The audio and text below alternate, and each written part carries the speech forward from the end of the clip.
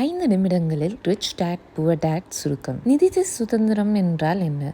இன்னைக்கு நாம பார்க்க போற புத்தகம் உலகத்தோட ஃபினான்ஷியல் பைபிள் அப்படின்னு சொல்லப்படுற ரிச் டேட் புவர் டேட்.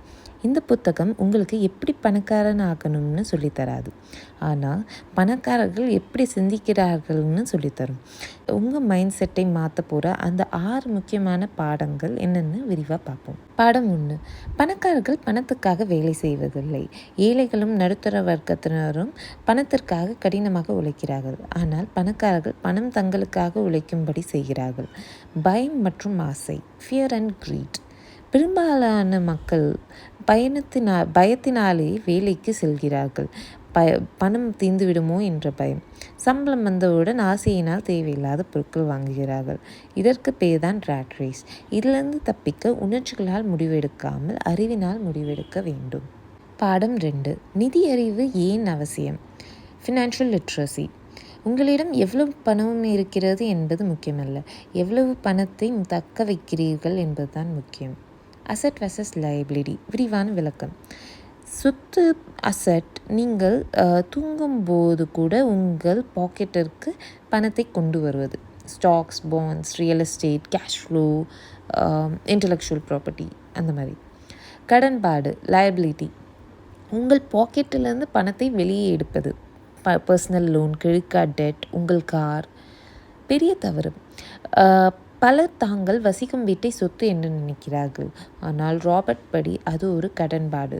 ஏன்னா அது உங்களிடமிருந்து சொத்து, வரி, பராமரிப்பு செலவு என பணத்தை வெளியே எடுக்கிறது.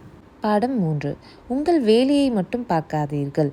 Mind your own business. உங்கள் தற்போதைய வேலையை ஜாப் விடாதீர்கள், ஆனால் உங்கள் தொழிலை பிஸ்னஸ் இல்லை அசெட்ஸ் உருவாக்க தொடங்குங்கள். உங்கள் வேலை என்பது மற்றவரை பணக்காரராக நீங்கள் செய்யும் உழைப்பு.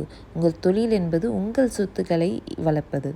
உதாரணமாக, ஒரு மென்பொருள் பொறியாளராக இருந்து கொண்டே பங்கு சந்தையிலோ அல்லது சிறு வணிகத்திலேயோ முதலீடு செய்வது. பாடம் 4. வரிகளின் வரலாறு மற்றும் கார்ப்பரேஷன்களின் சக்தி. பணக்காரர்களுக்கு தெரிந்த ஒரு ரகசியம்: கார்ப்பரேஷன்ஸ். ஏழைகள் சம்பாதிப்பார்கள், வரி கட்டுவார்கள், மிச்சத்தை செலவு செய்வார்கள். பணக்காரர்கள் சம்பாதிப்பார்கள், பிஸ்னஸ் செலவுகளை செய்வார்கள், கடைசியாக மிஞ்சும் பணத்துக்கு மட்டுமே வரி கட்டுவார்கள். சட்டப்பூர்வமாக வரியை சேமிப்பது எப்படி என்று தெரிந்து கொள்வது ஒரு பெரிய பலம். பாடம் 5.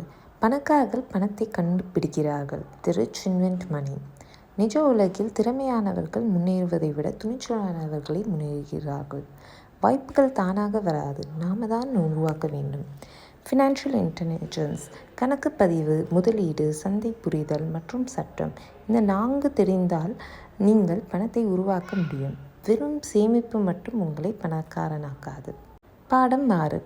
கற்றுக்கொள்வதற்காக வேலை செய்யுங்கள், பணத்திற்காக அல்ல. உங்களுக்கு தெரிந்த விஷயத்தை பாதுகாப்பதை விட புதிய விஷயங்களை கற்று துணியுங்கள்.